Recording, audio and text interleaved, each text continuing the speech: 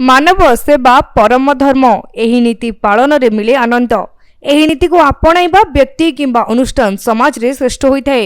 एपरि एक छवि गंजाम जिल्लार ब्रह्मपुर रे देखिबाकु मिलिछि। जनता human rights forum Brahmagir सहर रे रहिछि, जाकी गरीब असहाय परिवार पय सेवारे रहिछि।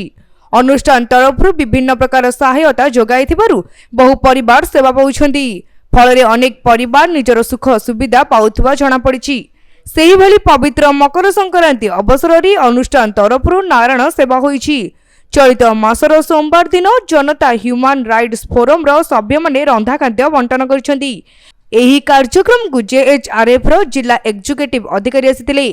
गंजाम जिला अधिकारी श्री मनोरंजन चौधरी और प्रोग्राम ऑफिसर श्री आनंद महाराणा परिचालना करथिले।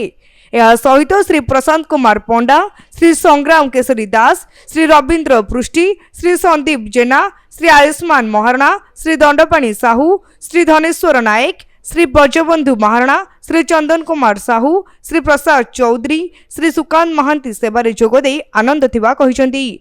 श्री उत्सव साहू खाद्य प्रस्तुति सहित महेश कुमार साहू, श्री अजु नायक सहयोग करी सेवा करिवार सुजोग लाभ करथिले।